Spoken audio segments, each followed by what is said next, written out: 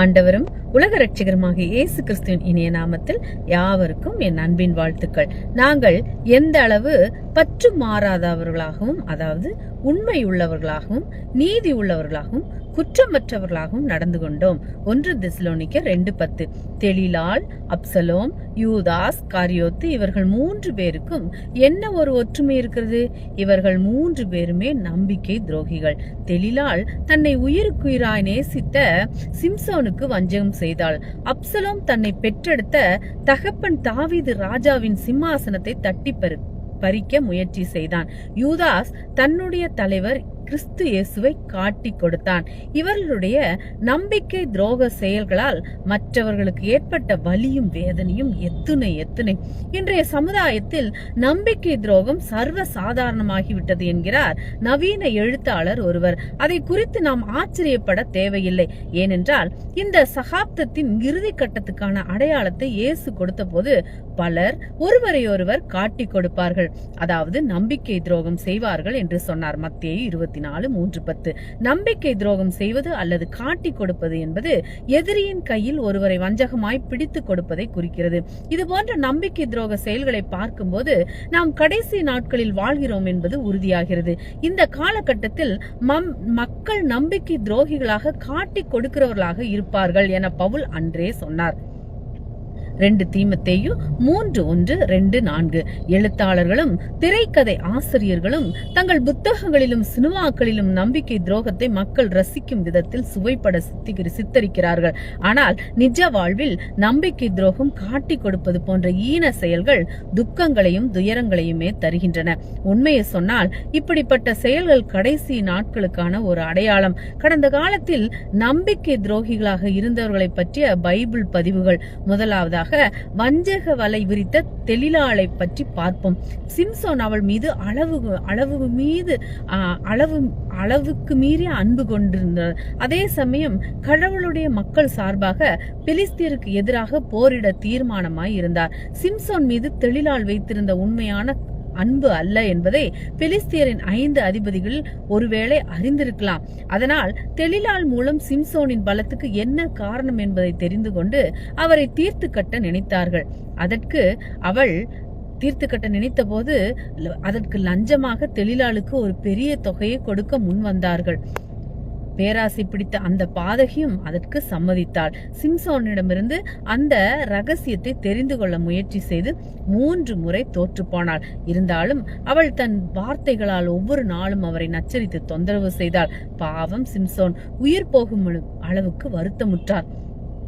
கடைசியில் உண்மையை சொல்லிவிட்டார். தான் பிறந்தது முதல் தன் தலைமயிர் சிரைக்கப்படவில்லை என்றும், சிரைக்கப்பட்டால் தன் பலம் போய்விடும் என்றும் சொன்னார். அது போதுமே தெளிலாளுக்கு. சிம்சோன் தன் மடியில் அயர்ந்து தூங்கிக் கொண்டிருந்த சமயத்தில் ஆழை வரவழைத்து அவர் தலைமுடியை சிறக்க செய்தார். பின்பு எதிரிகள் அவரை என்ன வேண்டுமானாலும் செய்து கொள்ளட்டும் என்று அவர்கள் கைகளில் ஒப்படைத்தாள். நியாயாதிபதிகள் 16:4-5-15-21.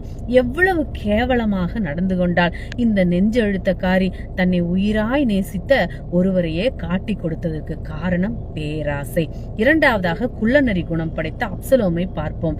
பதவி மோகம் கொண்ட அப்சலோம் தன் தகப்பன் தாவீது ராஜாவின் அரியணையை அபகரிக்க வெறி பிடித்து அலைந்தான். முதலாவதாக இஸ்ரவேல் மக்களுடைய இருதயத்தை கவர்ந்து கொள், அவர்கள் மீது அன்பு வைத்திருப்பது போல் பாசாங்கு செய்தான். பொய்யான வாக்குறுதிகளை அள்ளி வீசினான். ஏதோ அவர்கள் மேல் ரொம்ப அக்கறையாய் இருப்பது போல் அவர்களை கட்டி அணைத்து முத்தமிட்டான். 2 சாமுவேல் 15:2-6. தாவீதின் நம்பிக்கைக்குரிய நண்பனாக அகித்தோப்பலையும் தன் கைக்குள் போட்டு கொண்டான். இந்த ஆளும் தாவீதின் ஆட்சியை கவிழ்ப்பதில் அப்சலோமோடு கைகோர்த்து கொண்டான். 2 சாமுவேல் 15:31. இந்த துரோக செயல் தன்னை எந்த அளவு நொறுக்கி போட்டது என்பதை 3ஆம் சங்கீதத்திலும் 50ஆம் சங்கீதத்திலும் தாவீது எழுத்தில் வடித்திருக்கிறார். சங்கீதம் 3:1-8, சங்கீதம் 55:12-14 வாசியுங்கள். யெகோவாவால் நியமிக்கப்பட்ட ராஜாவின் ஆட்சி பீடத்தை தட்டி பறிக்க அப்சலோம் போட்ட சதி திட்டம் கடவுளுடைய பேரரசாட்சியை அவன் அவ்வளவு துச்சமாய் கருதினான் என்பதை வெளிக்காட்டியது. 1 நாளாகவும் 28:5. கடைசியில் வெட்கங்கட்ட அப்சலோமின் கலகம் ஒடுக்கப்பட்டது. யெகோவாவால் அபிஷேகம் செய்யப்பட்ட தாவீது ராஜாவின் ஆட்சியே மீண்டும் வளர்ந்தது. 3ஆவதாக கிறிஸ்துவின் கூடவே இருந்து குழி பறித்த நயவஞ்ச வஞ்சக யூதாஸ் காரியோத்தை பற்றி பாருங்கள். அப்போஸ்தலரோடு சேர்ந்து கடைசி பஸ்காவை இயேசு ஆசரித்த போது, உண்மையாகவே உங்களுக்கு சொல்லுகிறேன், உங்களில் ஒருவன் என்னை காட்டி கொடுப்பான் என்று சொன்னார். மத்தேயு 26:21. பிற்பாடு அந்த இரவில் பேதுரு, யாக்கோபு, யோவான் ஆகியோருடன் கெத்சமனே தோட்டத்தில் அவர் இருந்தபோது, என்னை காட்டி கொடுக்கிறவன் இதோ நெருங்கி வந்து விட்டான் என்றார். அவர் பேசிக் கொண்டிருக்கும் போதே சதிகாரர்கள் சிலருடன் யூதாஸ் நேராக அவரிடம் வந்து, ரபி வாழ்க என சொல்லி மிக மென்மையாக அவரை முத்தமிட்டான். மத்தேயு 26:46-50, லூக்கா 22:47-52. யூதாஸ் ஒரு நீதிமானை காட்டி கொடுத்தான். ஆம், இயேசுவை அவருடைய எதிரிகள் கையில் ஒப்படைத்தான். எவ்வளவு காசுக்காக இந்த பேராசை பிடித்தவன் இந்த துரோக செயலை செய்தான்? வெறும் 30 வெள்ளிக்காசுக்காக. மத்தேயு 27:3-5. அன்று முதல் இன்று வரை நட்பு என்ற போர்வையில் நம்பிக்கை துரோகம் செய்கிறவர்களை குறிப்பிட யூதாஸ் என்ற பெயர் பயன்படுத்தப்படுகிறது. இந்த மோசமான உதாரணங்களிலிருந்து நாம் என்ன பாடங்களை கற்றுக்கொண்டோம்?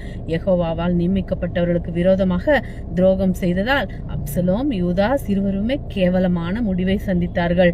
2 சாமுவேல் 18:9, 14:17, அப்போஸ்தலர் 1:18-20. தெலிலாள் என்ற பெயரை கேட்கும் போதெல்லாம் அவளுடைய துரோகமும் வஞ்சகமும் தான் மக்களின் நினைவுக்கு வரும். சங்கீதம் 119-158. எனவே பதவி ஆசையும் பேராசையும் நம் கண்களை மறைத்துவிட நாம் ஒருபோதும் அனுமதிக்க கூடாது. ஏனென்றால் யெகோவாவிடம் நமக்குள்ள அருமையான பந்தயத்துக்கே அது பங்கம் விளைவிக்கலாம். நம்பிக்கை துரோகம் என்ற கொடிய குணத்தை அறவே வெறுக்க இந்த மூவருடைய கசப்பான அனுபவங்கள் நமக்கு பெரிதும் உதவும். ஆமேன். அல்லேலூயா.